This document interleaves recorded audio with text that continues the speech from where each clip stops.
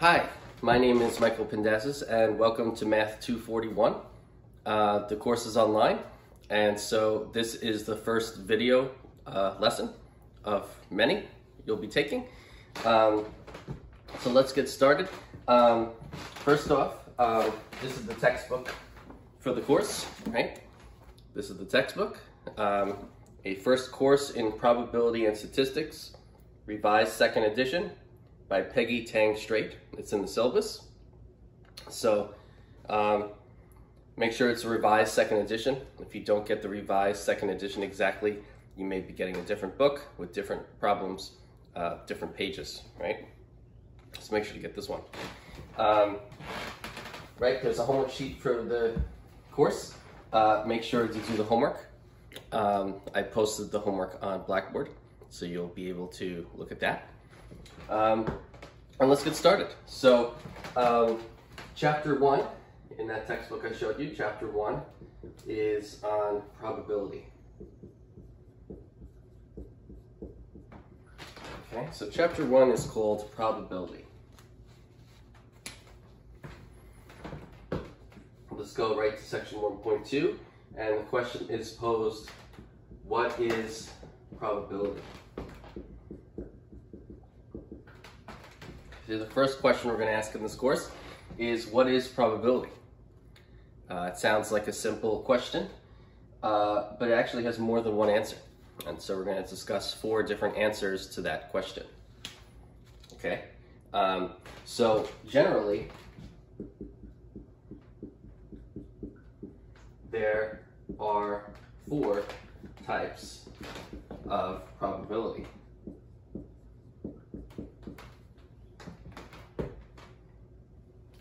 Right? So since the 17th century, we've come up with 4 types of probability. And so in this lesson, we're going to talk about those 4 types of probability. Okay? So the 4 types of probability are 1,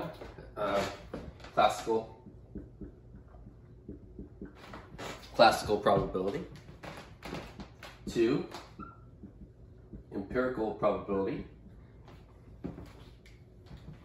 3, subjective probability, and 4, axiomatic probability. Okay? And so in this lesson we're going to discuss what those 4 types of probability are and look at some examples of that. Okay? Okay, so this class we're going to focus on this. Okay? So this is the mathematician, pure mathematician point of view of probability. And so in this class we're going to focus on this one. But we will also look at these.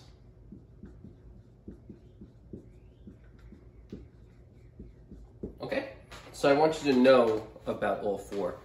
In this class, we will focus on axiomatic, the 4th one in that list. Okay? All right.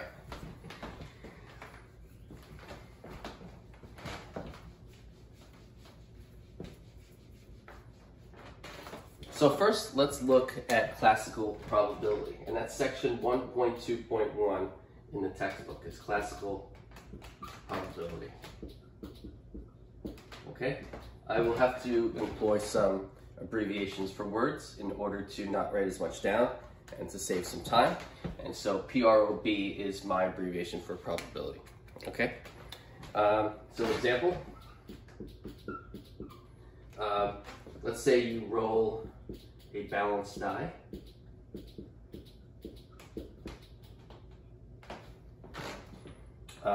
And 6-sided.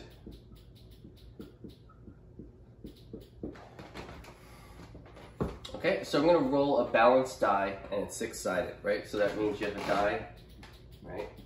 A regular die, and the sides on the die are 1, 2, 3. That may not be where they are on the die, but the total sides are 1, 2, 3, 4, 5, and 6. Okay, so that's the dice that's the standard dice that we will talk about in this class. A standard, fair, six-sided, balanced die. Okay. So these are the outcomes of the roll of the die. Okay, so these are called the outcomes. And we'll look at the top side of the die, right? So when you roll it, what number is on the top? And so it can be 1 through 6. That's a picture depicting 3 being on the top of the die. Okay? So the probability of an even, meaning the probability of rolling an even number, right? You roll the die and on the top side is an even, that would be an odd, right? So the probability of an even, well, that would be 3 over 6, right?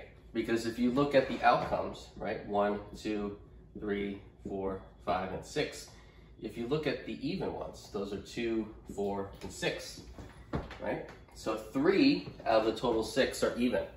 And so the probability of having an even number on the top side of the die, that one's odd, probability of an even would be 3 over 6. Okay?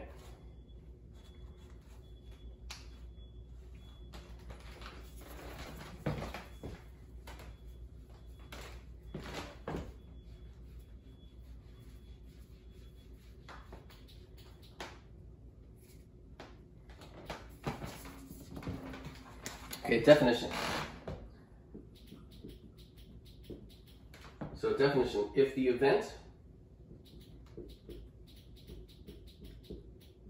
under consideration, an example of an event would be rolling, in the last example, an even number. That would be an example of an event. So if the event under consideration was the occurrence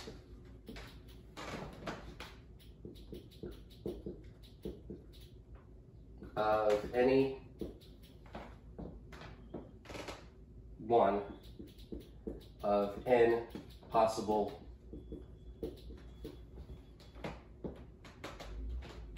outcomes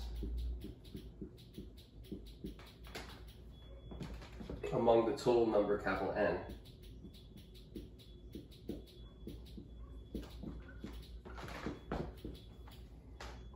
of all possible outcomes,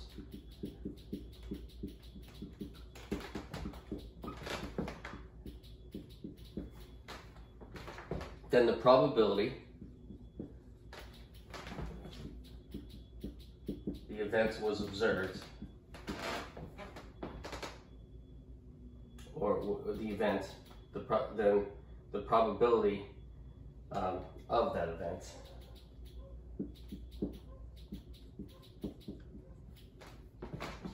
is defined as little n over capital N. Okay, so this is the definition. If the event under consideration was the occurrence of any one of n possible outcomes among the total number capital N of all possible outcomes, then the probability of that event is defined as little n over capital N. Okay, so in the last example, right, in the previous example, we saw that the probability of an even number when you roll a fair-sided die was 3 over 6. In this case, this was little n over capital N, where little n was 3, because that's the number of ways to roll an even number, and capital N was 6, because there's a total of 6 possible outcomes when rolling a fair six-sided die. The probability being is little n over capital N, 3 over 6. Okay? So the classical probability, the classical version of probability can be applied to any situation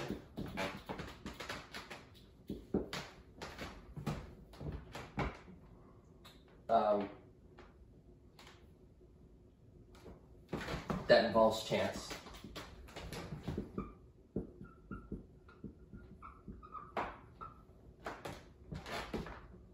With a finite number, the pound sign is number, a finite number of equally likely outcomes. It excludes many other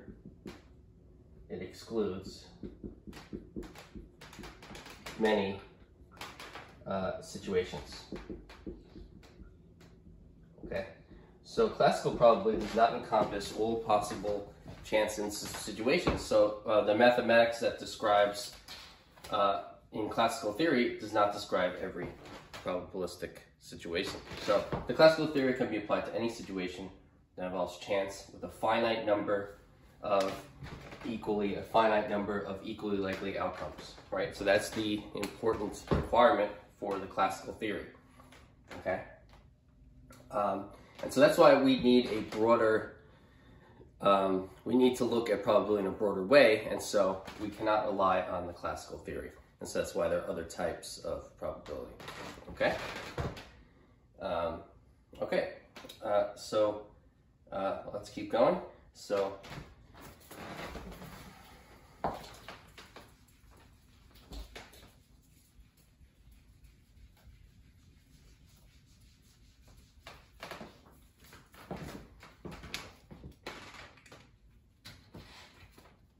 so in section 1.2.2, the definition there is if capital S is an experiment with unpredictable outcomes,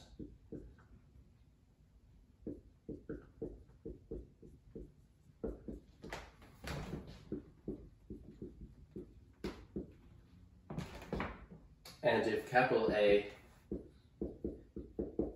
is one such outcome,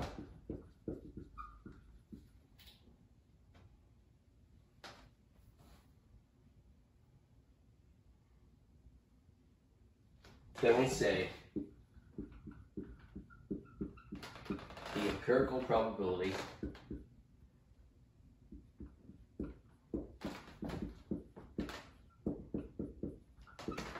of capital A, of outcome capital A, is the number little p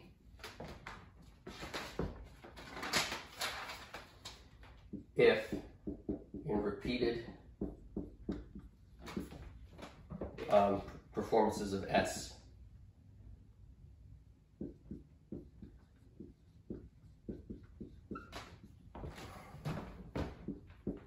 the long run relative frequency ratio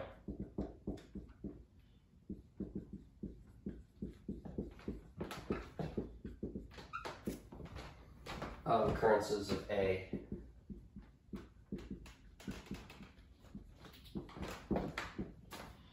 tends to the number P.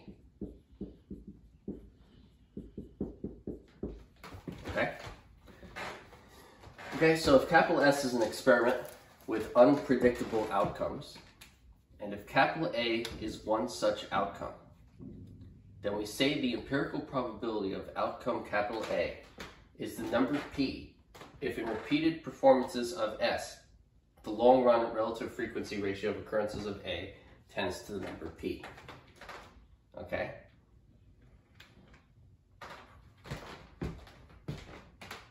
So this is the definition of the empirical probability of outcome A. Okay? And so let's return again to our example of rolling a fair six-sided die. Okay, so we have our six-sided die. There's six sides. So we record the number on the top side of the die. The possible outcomes are 1 through 6, right? Those are the possible outcomes. And so if we want to know the empirical probability of outcome A, and let's say in this example we said the outcome A was an even. So let's look at the same example again. So let's say the outcome A was an even.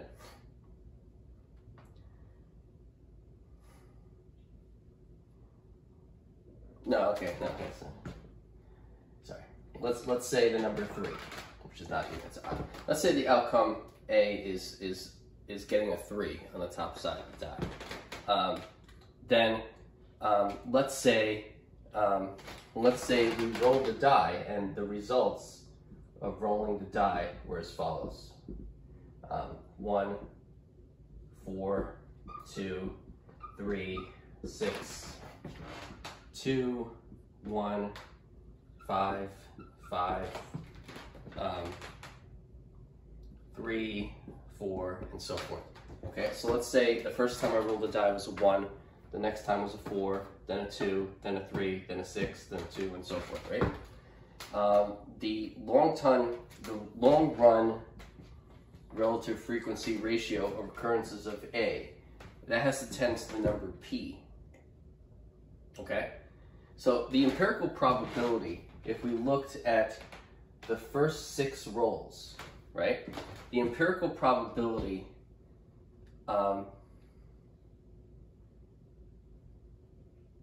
if we looked at just 6 occurrences here, the number of times a 3 appeared was 1 out of 6, right? But then if we added the next performance and the one after that and the one after that, right? We might then say, okay, let's include the next 5, right? And so then there would be another one, but now it would be 2 out of 11, right? And so what has to happen is that as the number of times you perform this experiment approaches infinity, the relative frequency ratio of occurrences, that has to tend to the number P, which in this case is 1/6, because we want the probability, empirical probability of 3 to be 1 out of 6, because there's 6 sides equally likely to occur, and the 3 is one of them. And so what happens is, as you record the results of rolling this die, as the number of times you roll the die gets larger and larger and large enough, you'll see that the probability you record, the relative frequency ratio of occurrences of A, that fraction will get closer and closer to the probability you want, 1/6. And so that's how we define the empirical probability, as the number that these fractions tend to as the number of times you perform the experiment approaches infinity. Okay, it tends to that number P.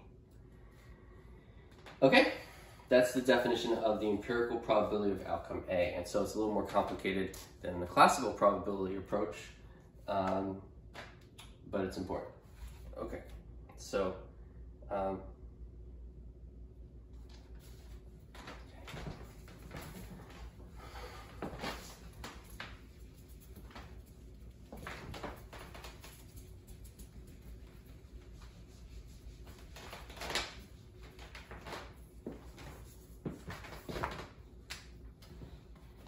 okay, so what that definition means is that if little n is the number of repetitions of experiment S,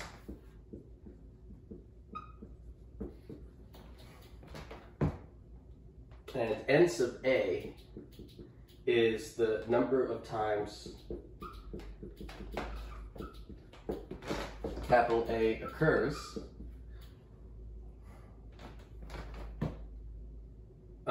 and little p is the limit as n approaches infinity of n sub A over n. That implies that the empirical probability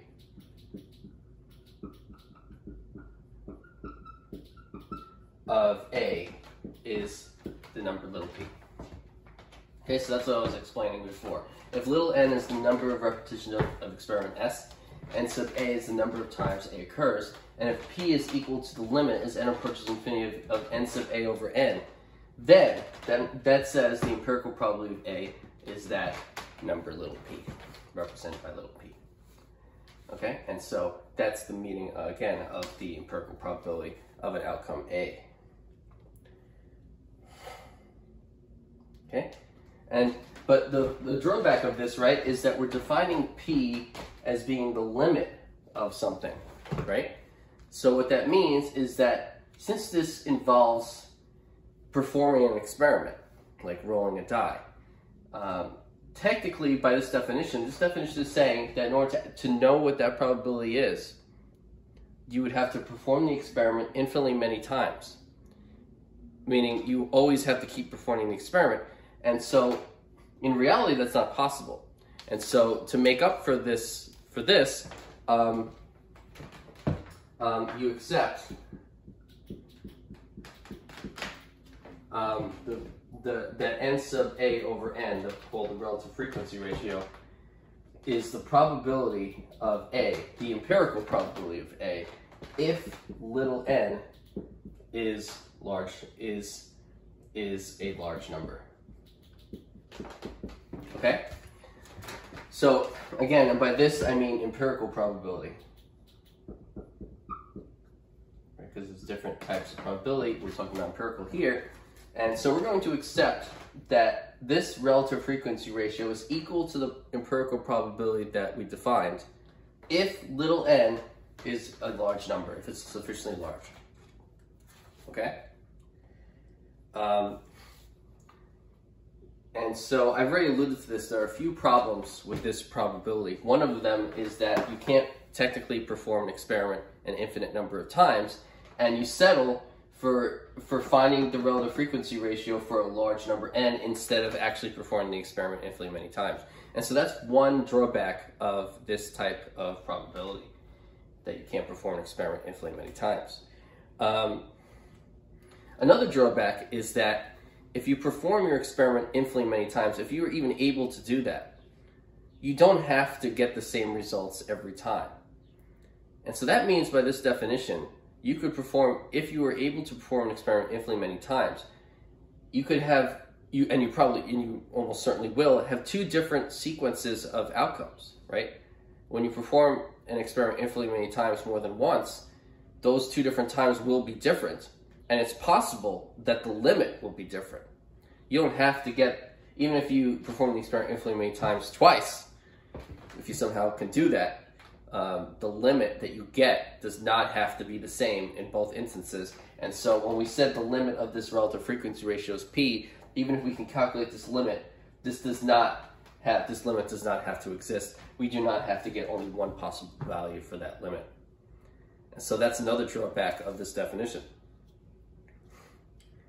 And another drawback is that even if we accept that this relative frequency ratio is the probability we seek to find, the empirical probability, even if we do accept that, how big is big enough for little n, right? So we're saying that if we take a large enough n, little n, this relative frequency ratio is the empirical probability that we want, right? But we add the condition here that if n is a large number, right? And so how large is large enough, right? Sure, you could do n as 1,000,000 and think, well, maybe that's enough.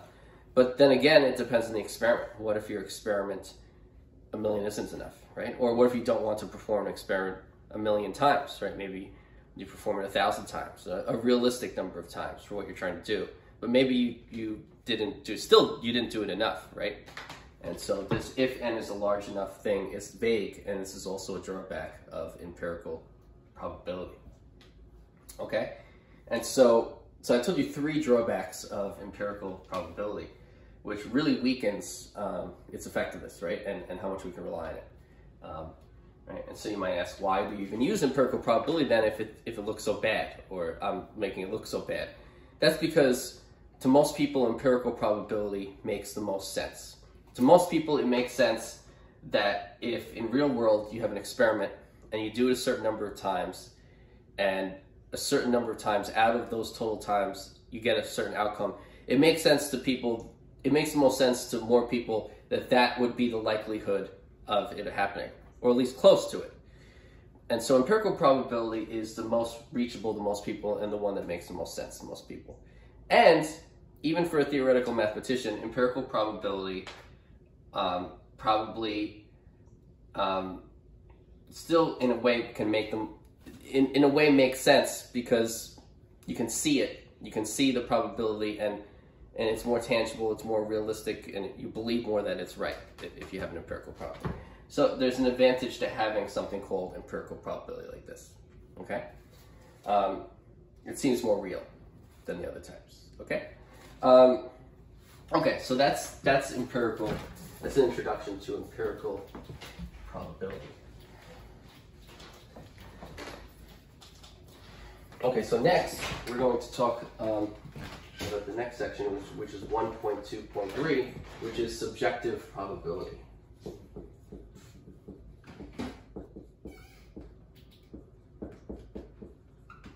Okay, so 1.2.3 is on subjective probability. And so this is probably my least favorite type of probability. Okay, so here's the definition. Subjective probability is the personal evaluation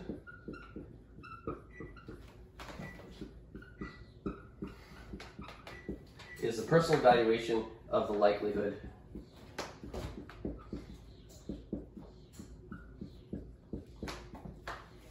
of chance phenomena.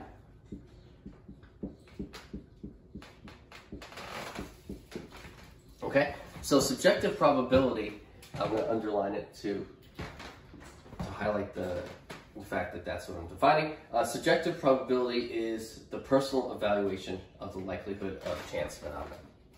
Okay, so it's a personal assessment of what the likelihood of something happening is, right?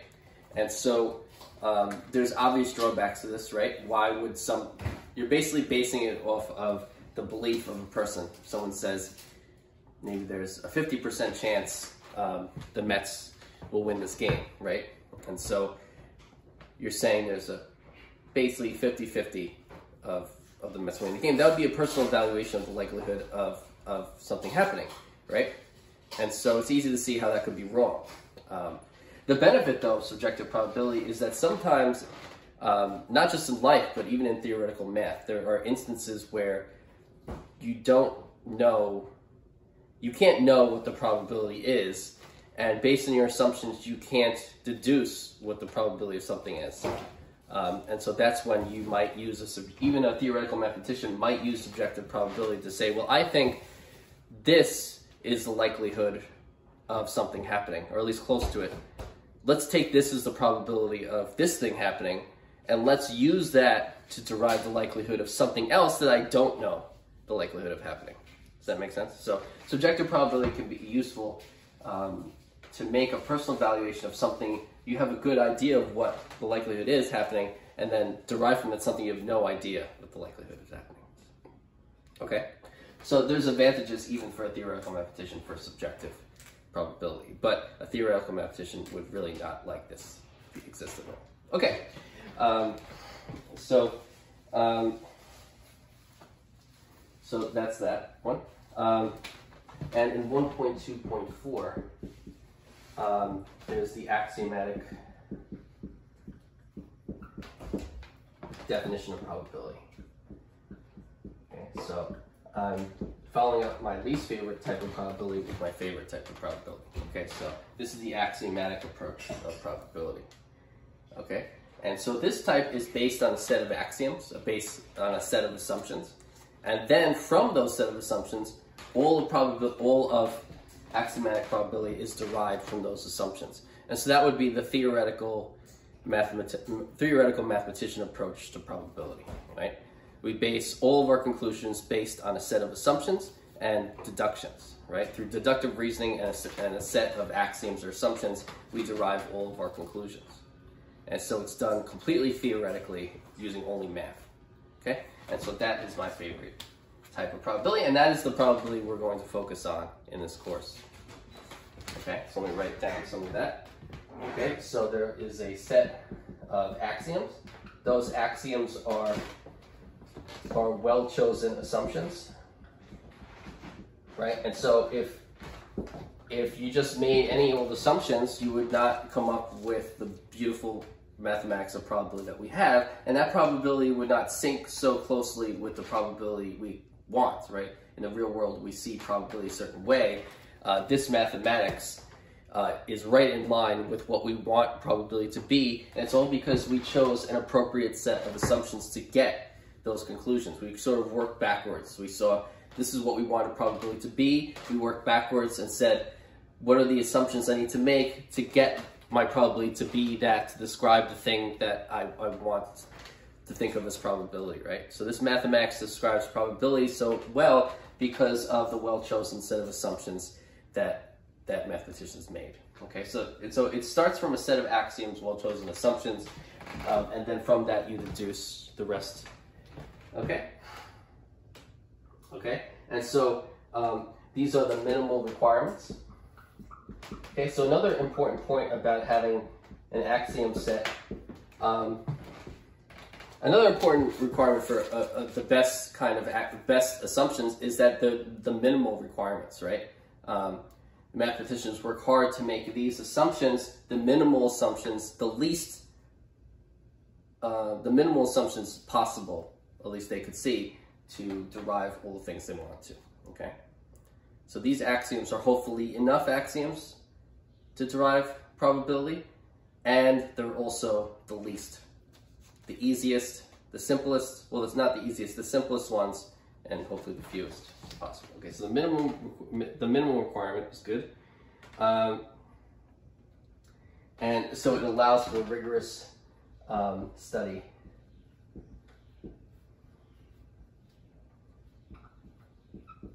of probability.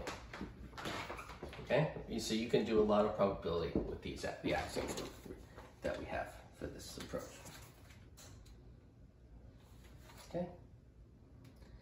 Okay, and so that is 1.2.4. Most of it. So we're going to see some exercises. Okay, and so for this exercise, what we're going to do is I'm going to put a situation up, and then you just have to determine what type of probability would describe that situation. Okay, so the exercise is it classical? Empirical or subjective? It'd be fun if this was like a game show or something, which I've done before, but in class, but I'm just gonna. Okay, so the exercise is it classical, empirical, or subjective? So so in situation A box has 10 balls. Okay, and so 3 are red, the probability of drawing red is 3/10, which is 0.3. Okay, so the question is it classical, empirical, or subjective? A box has 10 balls. 3 are red. The probability of red is 3/10, which is 0.3. Okay, so I already told you the answer. I already told you what the probability is, but the question is not that. Is it classical, empirical, or subjective? Okay, I left out axiomatic. So let's just look at these 3. Okay. Well, is it subjective? Right? Is it based on somebody's personal belief on the likelihood of this happening? Right? Is it someone's opinion that the probability of drawing a red is 0.3? Right? Maybe you could argue but not really, right? This is not the opinion of someone. It's not based on an opinion that the probability of getting a red from this box is 0.3 or 0.3. So it's not subjective. Is it empirical? Did we perform the experiment a certain number of times and said we got a red ball this many times out of the times we drew a ball from the box? So is this empirical? No, right? It's not empirical. We did not perform this experiment n number of times and then recorded how many times we drew a red ball out of those n times to find the probability, right? We never drew a ball once from this box. All we know is that the box has 10 balls, 3 of them are red, and we conclude the probability of red is 3. So we found this probability without ever physically performing the experiment, right? I never said here, I drew a red ball from the box this many times, and this is how many times I got a red ball, right? So I never actually performed the experiment and got the probability. So it's not empirical. And so that leaves us with classical, right? So this is classical.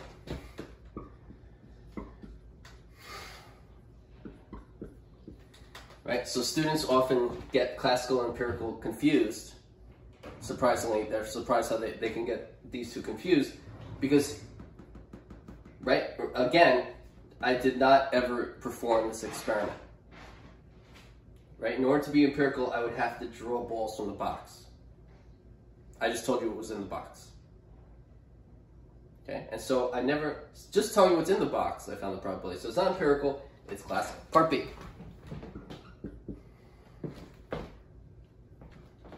Part F, sorry. Let's skip to F. So 2,000 tosses of coin. All right, and so it's a regular coin where the possibilities are heads or tails. Okay? So 2,000 tosses of a coin results in 1,200 heads. And therefore, that implies that the probability of heads is 1,200 over 2,000. That's the same as 0.6. So if you take that fraction and express it as a decimal, you can express it as 0.6. That's 60%. Okay. 2,000 tosses of a coin results in 1,200 heads. Therefore, the probability of heads is 0.6. It's not subjective. It's not based on someone's opinion. It's not classical. Right? It's not classical because we actually toss the coin, right? You toss the coin 2,000 times and you get heads 1,200 times. So we perform the experiment, and so it's empirical.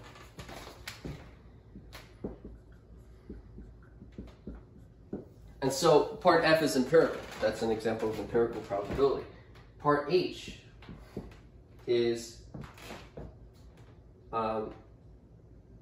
so David, I'm paraphrasing, David looks confident.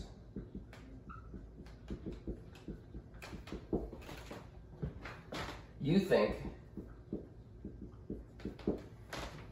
he has a 0.75 probability of winning first prize in a judo match.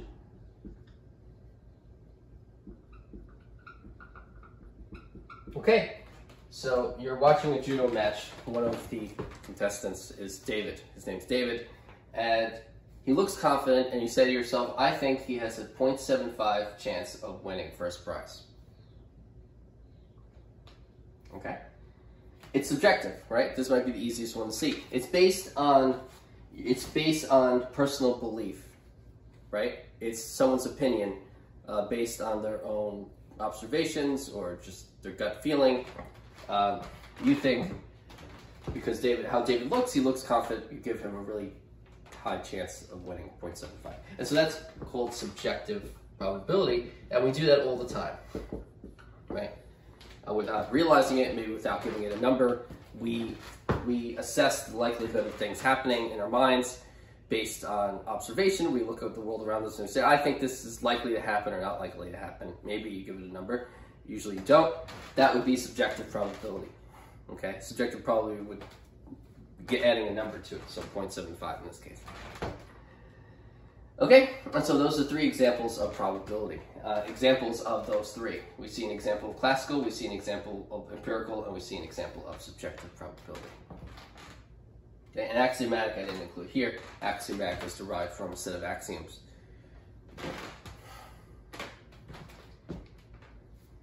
Okay. Let's keep going.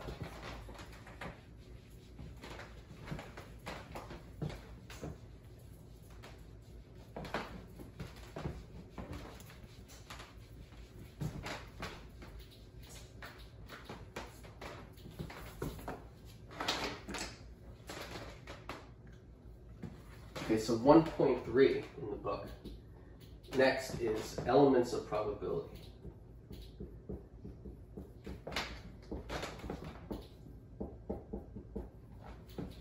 Okay, so that says elements of probability. So I don't like this pen. I'm just gonna get rid of it. Just get rid of that. Okay, so I'm gonna keep using this one. Okay, so elements of probability. 1.3.1. And so this is going to be on experiments, outcomes, and sample spaces.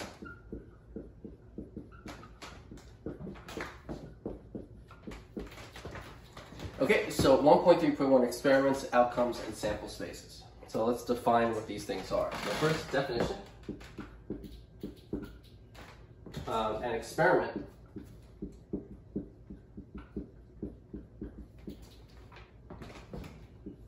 is a specific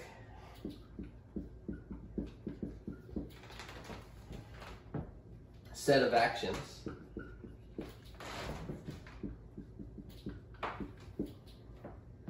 the results of which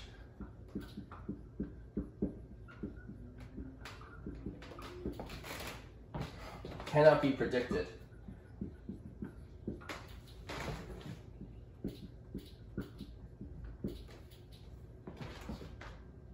with certainty.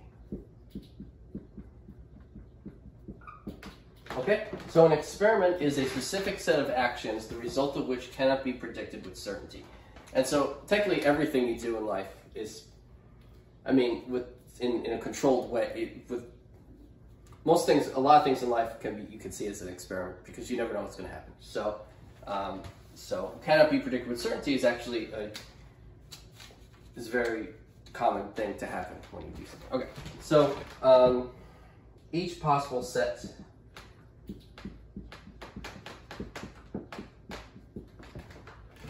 of recorded data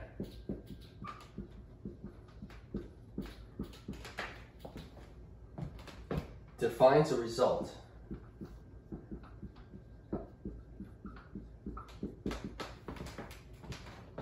called a simple outcome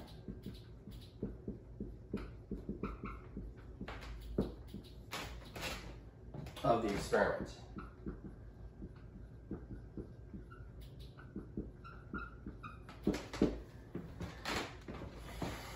Okay, so an experiment is a specific set of actions, the result of which cannot be predicted with certainty. Okay, and adding to that, each possible set of recorded data defines a result called a simple outcome of the experiment. Okay, and so this might look complicated. It's very simple. If you were to roll a die, the act of rolling a die would be an experiment because you don't know what side the die is going to be at the top, usually, right? Unless you're really skilled at knowing how to throw the die just right and taking the physics into account so that the top would be there. Though technically, that could still not. There's still a chance, you know, you'd fail at doing that. But rolling a die is an example of experiment. You don't know with certainty what the top side of the die will be. And so each possible set of recorded data defines a result called a simple outcome of the experiment. That means that when you roll the die and there's a number at the top, every possible number that appears at the top would be a simple outcome of that experiment. So the experiment is rolling the die, and a simple outcome would be the numbers 1, 2, 3, 4, 5, or 6, right? And so in that experiment, there are 6 possible simple outcomes, the 6 numbers that appear on the top side of the die.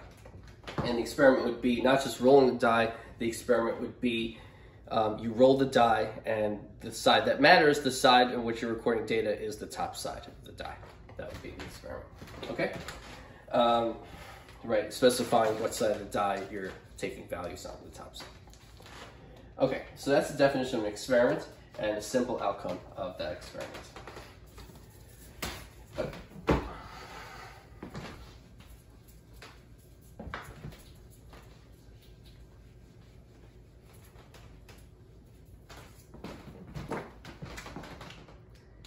Okay, so an example in this section, example 1.1. So example 1.1 is let S be the following experiment.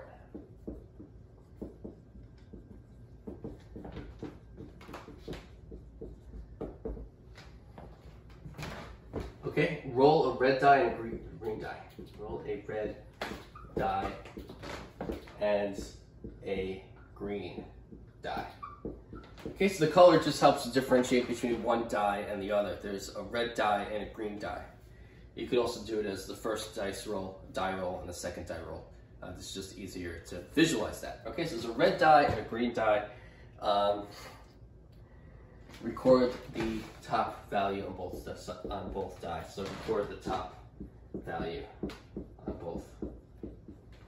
Okay, after you roll, you record the top value on both die, like I was mentioning before. So let's say the value on the red die, on the top side of the red die, let's give it the value I. Let's make I the variable to represent the number on the top side of the red die after you roll it. Let's say the value on the green die is J. Okay, so I is going to represent the top value of the red die, and J is going to represent the value on the top side of the green die. Okay, then that would mean that I comma J is a notation for these pair of values. Okay? And so to someone who doesn't do a lot of math or who is just being introduced to math, it might be weird to represent the outcome of rolling two dice as an ordered pair, right? Right? Why am I rolling two die and then thinking of an ordered pair, thinking of it as an ordered pair, right? And so this is just the language we use to convey, to tell someone, the first time I rolled the die, it was this number, and the second time I rolled the die, it was that number, right? So that's all this is doing.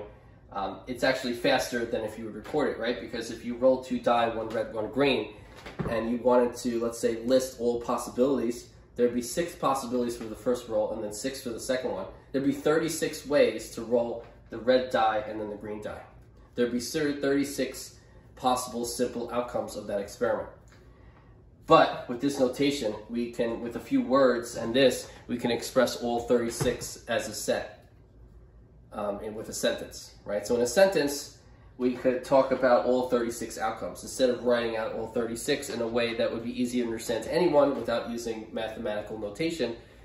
You could take up this entire board and with really small handwriting to write all 36 possible outcomes in words. It would make complete sense, but then you would have written an entire board of writing. And so with this simple notation, in a sentence, you can describe all 36 outcomes. And that's why we use this strange notation to represent rolling two die. Okay, it's faster. Okay, so once you get the hang of mathematical notation, you can say things much faster and easier. Before you get the hang of it, it looks really strange. Okay, and so, right, so I'm just going to summarize some of that. The I comma J here, so each I comma J, where I ranges from 1 to 6, and J ranges from 1 to 6. Each of those describes each and every simple outcome of this experiment.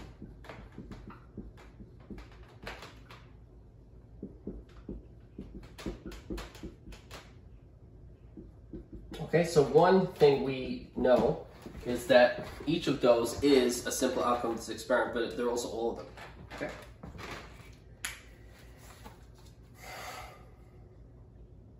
Okay. Okay. So each and every, I wrote each and every here. And so that's all of them. If you were to list, again, if you were to list all the simple outcomes of the experiment, there'd be 36. You'd have 1, 1, 1, 2, 1, 3, 1, 4, 1, 5, 1, 6. 2, 1, 2, 2, 2, 3, 2, 4, 2, 5, 2, 6, 3, 1, 3, 2, 3, 3, 3, 4, 3, 4, 3, 5, 3, 6, 4, 1, 4, 2, 4, 3, 4, 5, 4, 6, 5, 1, 5, 2, 5, 3, 5, 4, 5, 5, 5, 6, 6, 1, 6, 2, 6, 3, 6, 4, 6, 5, 6, 6. So I just listed for you all 36 possible outcomes of this experiment.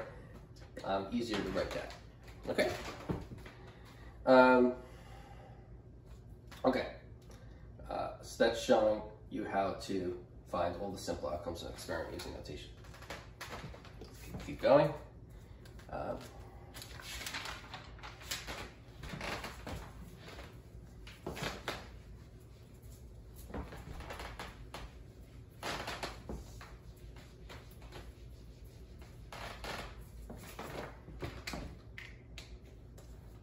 Okay, next definition.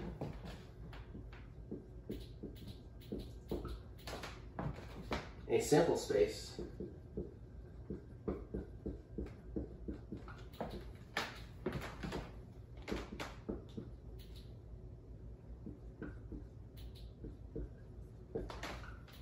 So a sample space is a non-empty set of elements.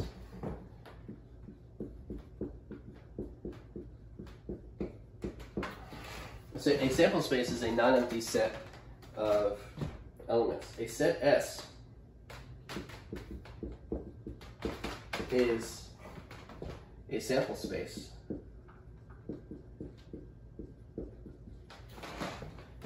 for an experiment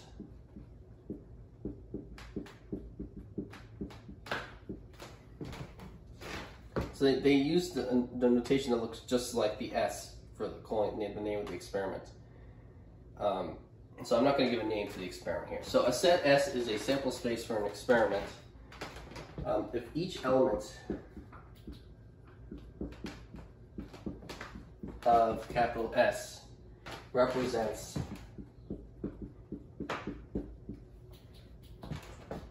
a unique simple outcome for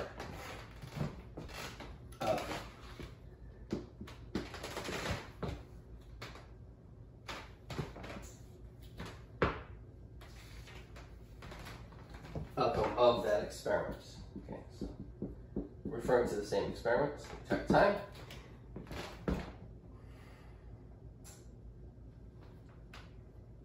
And if each simple outcome of the experiment,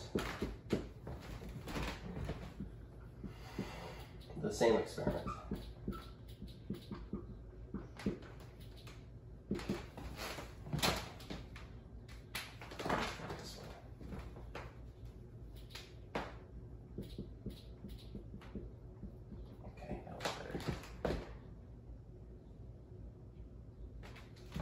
is represented by a unique element of S.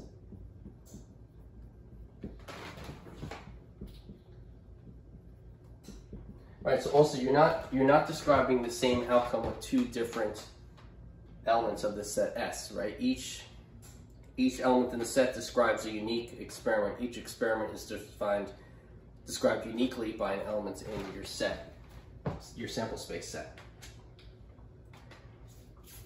Okay, so the elements of this set S are called sample points.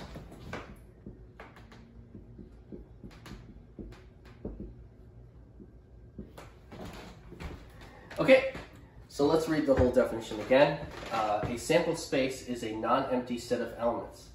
A set S is a sample space for an experiment if each element of S represents a unique simple outcome of that experiment. And if each simple outcome of the experiment is represented by a unique element of S. The elements of S are called sample points. Okay, so this is a definition for a sample space.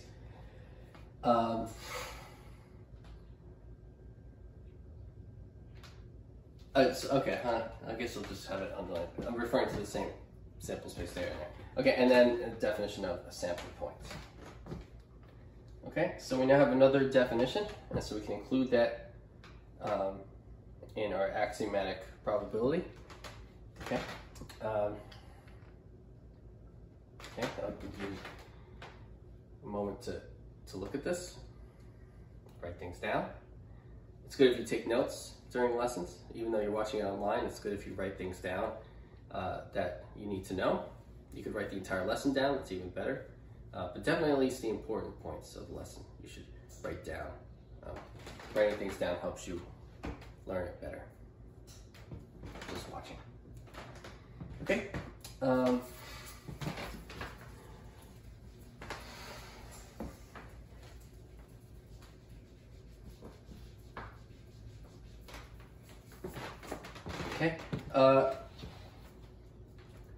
So from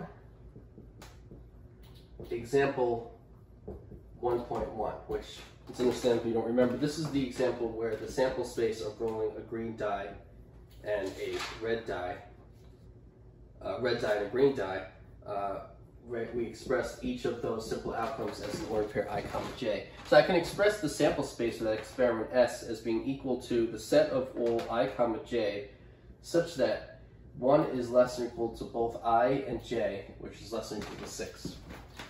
Okay? So this set is the sample space for the experiment of rolling a green die and then a red die. Sorry, red die and then a green die. This is from example 1.1. And so the way you say this is the set S, this is set S, the equal sign is the word is. So the set S, I'll just put the set S is, S is the set of all ordered pairs I, j such that both I and j are between 1 and 6 inclusive. I add the word inclusive to mean that it includes the endpoints 1 and 6. Okay? So the way in words to say this set is S is the set of all ordered pairs I, j such that both I and j are between 1 and 6 inclusive. Okay? That English sentence is what this set says. Okay? But it would take longer to write S is the set of all ordered pairs I, j such that both I and j are between 1 and 6 inclusive than writing that set. You can also see this set faster. When you look at this, you see it faster than if you look at the English words. At least you do once you've seen it enough times. Once you've seen set notation enough times, just looking at a set like this, and you can visually see the situation really fast, like maybe in like 2 seconds, a second, half a second. But anyway, if you're looking at the English sentence, unless you're really good at English, maybe you can. Okay. All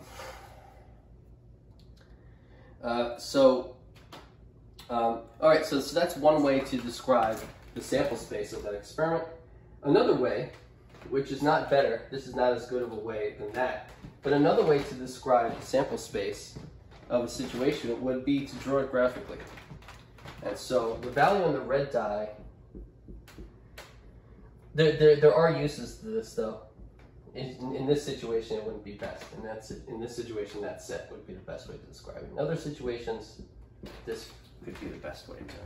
Okay. So let's say the x-axis would be the value on the red die. And let's say the y-axis is the value on the green die.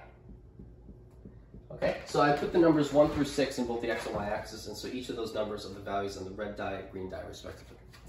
And so then, points, right, this set of points, like in a grid, drawn in a grid like this, each of these points would represent a unique outcome, simple outcome of that experiment. And all of them would represent all the simple outcomes of that experiment. And so this is a way to visually draw graphically the sample space of that same experiment. Okay? And so here these 36 points represent the 36 simple outcomes of that experiment. Okay? And so this is not just, you can say that this is the sample space, this picture, this graph, just as much as you can say this set is the sample space. all right? Right, so this is not just drawing a picture of that. These two are technically equivalent in terms of describing the sample space. Okay, it's just another way to do it. All right, and so just to help your notes here, I'll write this out. This is a graphic representation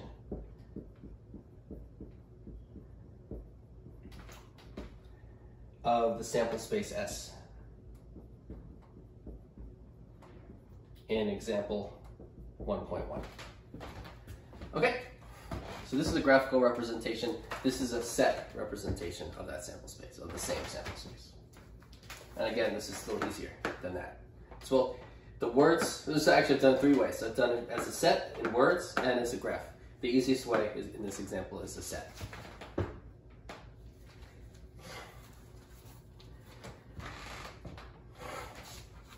Okay, so I'll give you a moment to look at this. So this is a good thing to study when understanding a sample space. Even students later in the course, they can get some advanced things, but maybe not completely understand what a sample space is. This is a good picture of visualizing the sample space of an experiment. This is a good way to learn what the sample space of an experiment is. Described as a set, described in words, and described graphically. Rolling a red die and a green die with numbers 1 through 6 each. Okay.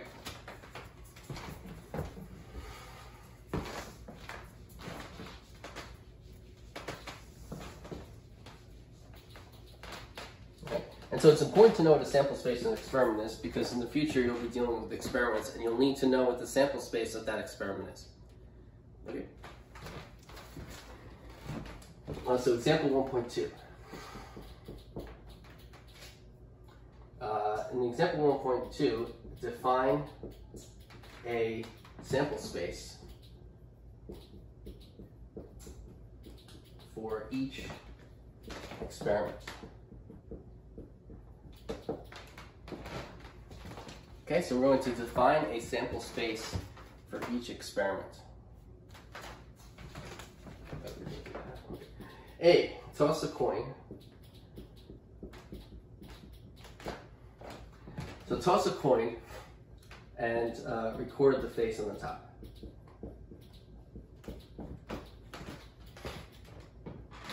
Right, on the top side of the coin. So we toss a coin and record the face on the top. Define a sample space for that experiment, right? It's an experiment because you're doing something and you don't know with certainty what's going to happen. You don't know with certainty what will be on the top of the coin. It's a coin. Right, and so the sample space, when you toss a coin, the two possibilities, right, on the top side of the coin are heads or tails. A regular coin. Regular two-sided coin. And so the sample space S, we can describe as just the set H, comma, T, where H is heads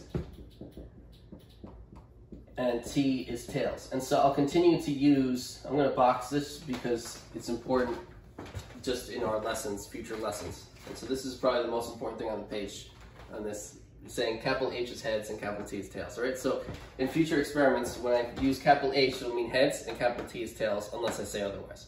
Okay? So capital S, that set S is equal to the set of H comma T. That's the two outcomes, all the simple outcomes are heads or tails.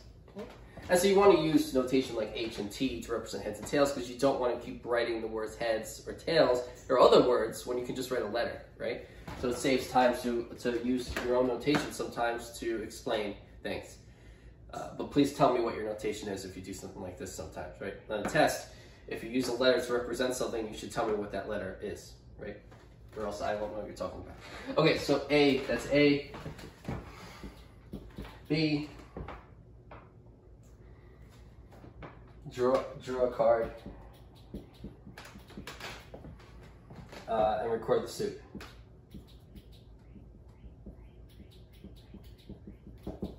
Okay, so you're going to draw a card and record the suit of the card you draw. Okay, so it's a regular, by a card we mean a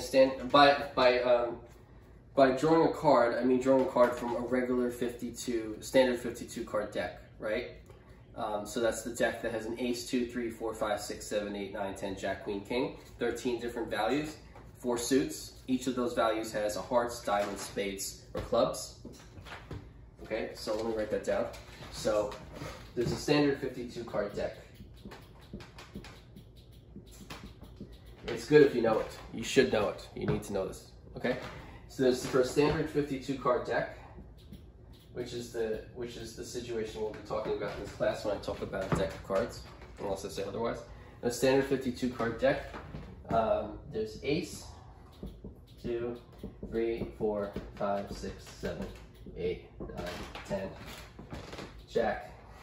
I'm going to use J for Jack, Q for Queen, K for King, and then I'll do the thing I told you to do. J is Jack, Q is a Queen, K is a King. Okay. Oh, I hear this ace. Let's call it A. So A is an ace. Let's get rid of that marker also. All right. A is an ace. Okay. So these are the values of the standard 52 card deck. The values are ace, A for ace, 2, 3, 4, 5, 6, 7, 8, 9, 10, J for Jack, Q for Queen, K for King. Those are the 13 possible values. Those are the 13 values of the deck. Each of those 13 values has exactly one of 3 suits. So there's 4 suits. There's 4 suits. There's diamonds, clubs, hearts, and spades. Okay? Okay, so there's 13 values. Ace, 2, 3, 4, 5, 6, 7, 8, 9, 10, Jack, Queen, King. Right? Those are 13 values. And each of those 13 values has exactly one of these suits. So for instance, an ace would have an ace of diamonds, an ace of clubs, an ace of hearts, and an ace of spades. The colors of these suits is, this one is red, a diamond is red, and a heart is red. And a club is black, and a spade is black. Okay, so these are the colors of those suits. So for instance, an ace again would have a diamond, ace of diamonds that's red. We have an ace of clubs that's black, an ace of hearts that's red, and an ace of spades is black.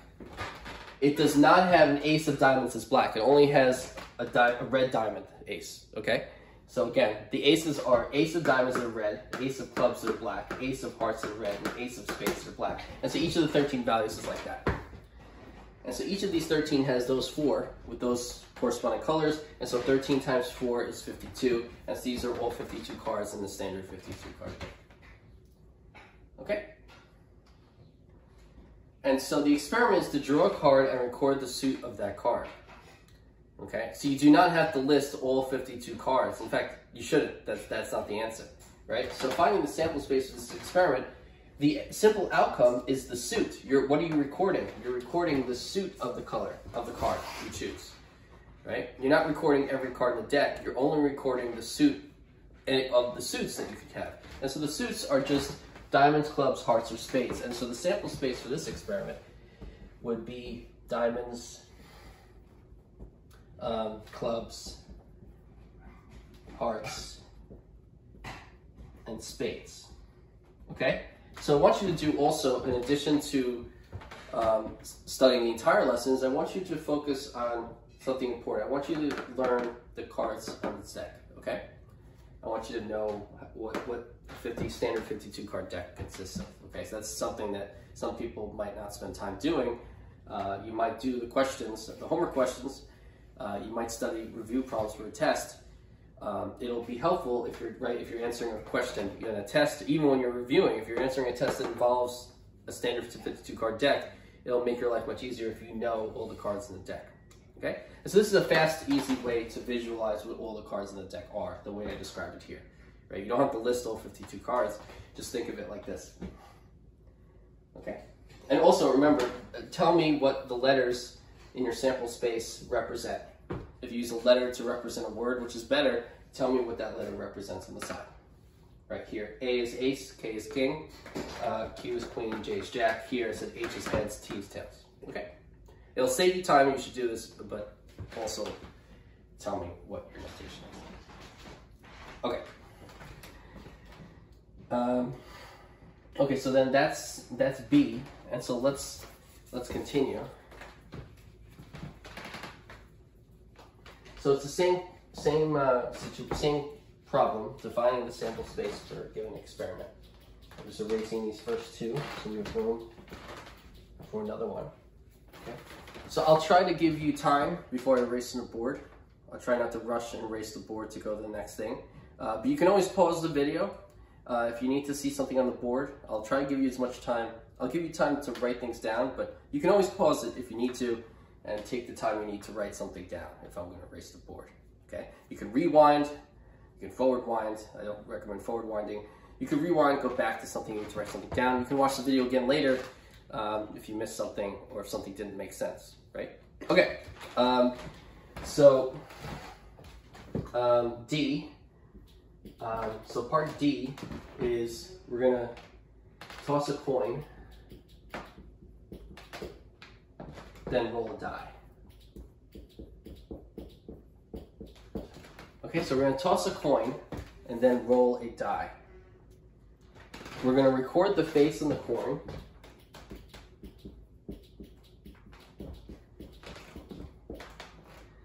And the value on the top side of the die.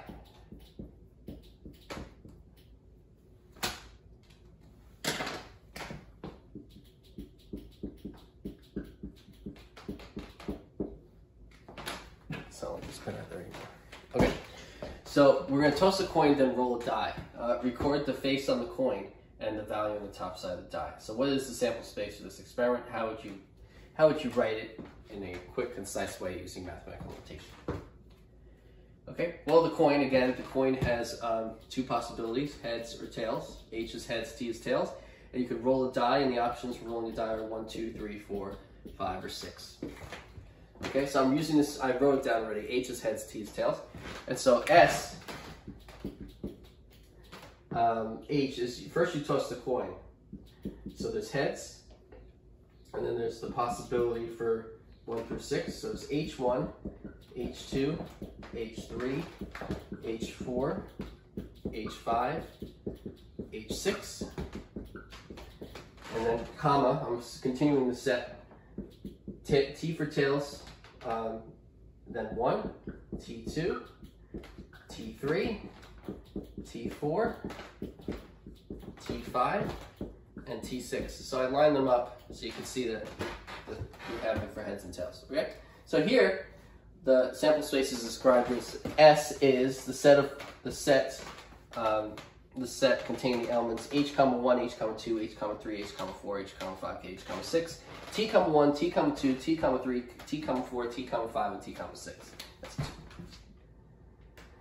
Okay, and so those are the 12 simple outcomes of this experiment in the set, which makes it the sample space of that experiment. Okay, and so that is the sample space for experiment D. Okay. Okay, so then that's that. Okay, so D is the last part of example 1.2. I continued on from the last board. Okay.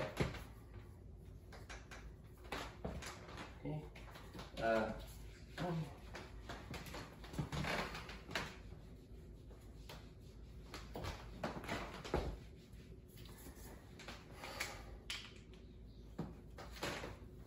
So definition, a sample space is finite.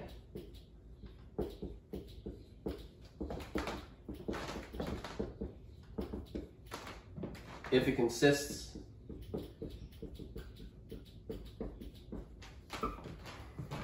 of a finite number of elements.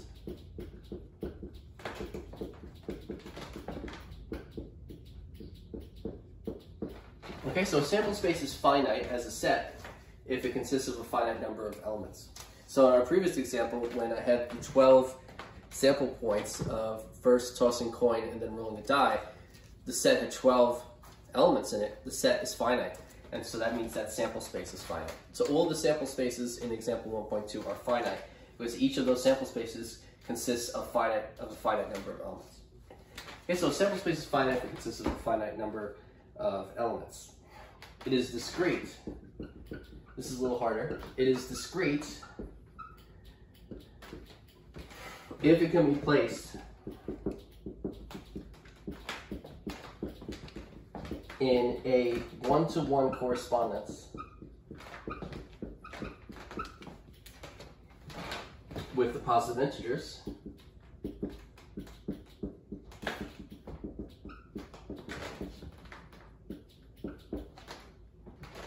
or if it is finite.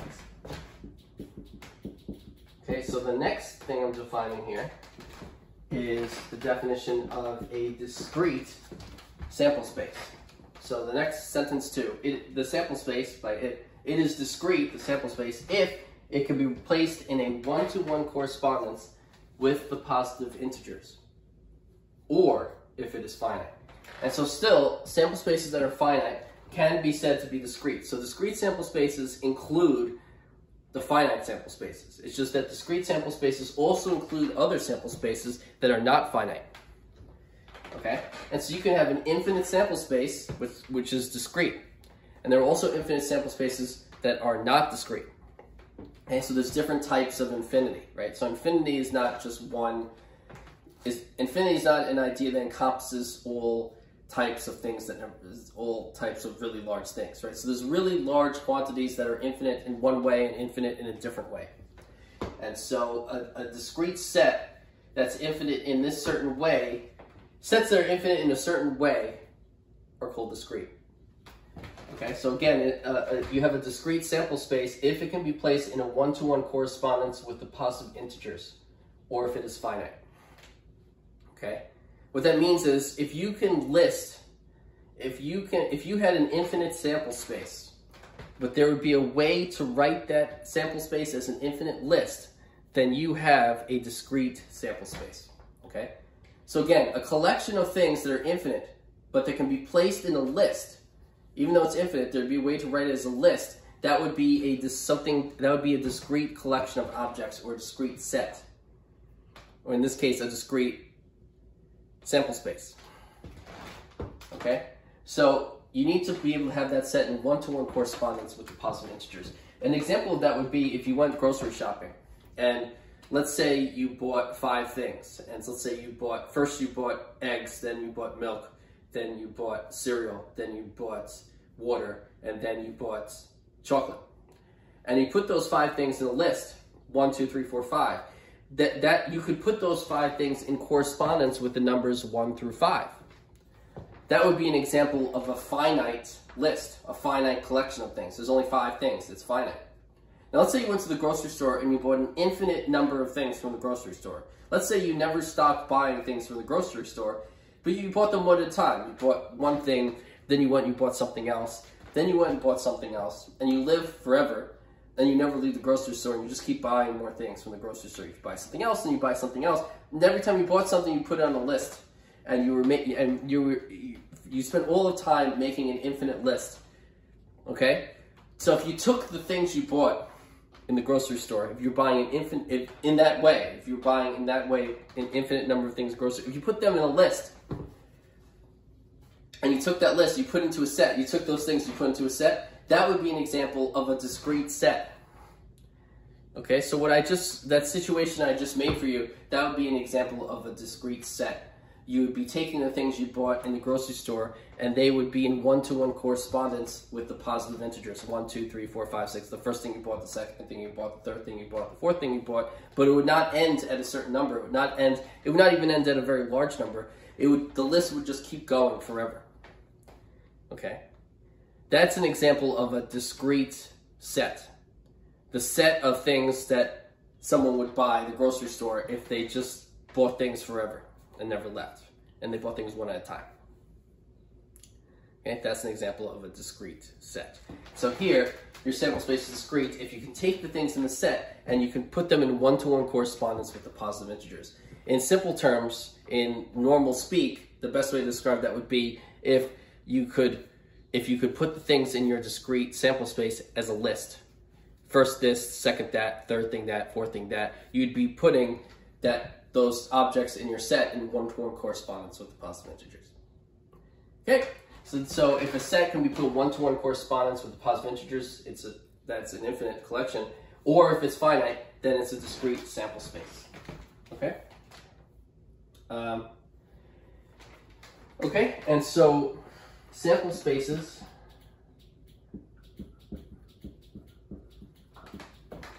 that are neither discrete nor finite are called, it kind of covers there, are called non-discrete sample spaces.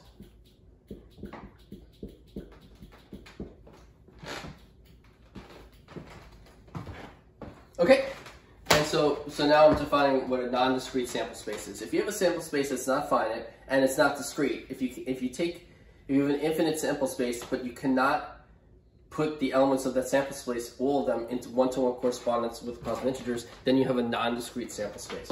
And so it's not necessarily a trivial question to think about, well, what sets are in one-to-one correspondence with positive integers and which ones aren't.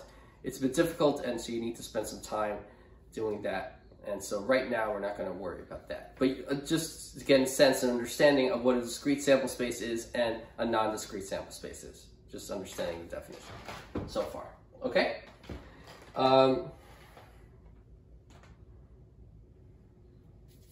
Okay, and so one more definition.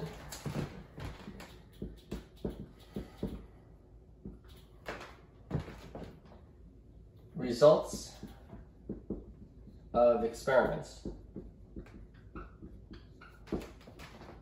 that are represented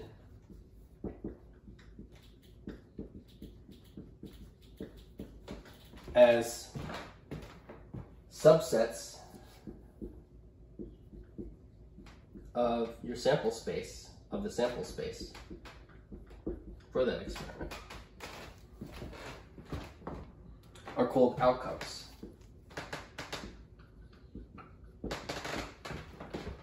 So an outcome of an experiment is a subset of any subset of the sample space.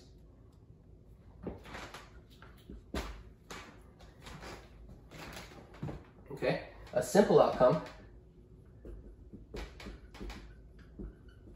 is an outcome with exactly one point. Meaning a simple outcome is a subset of the sample space consisting of exactly one simple outcome. Okay, so that would be a simple outcome.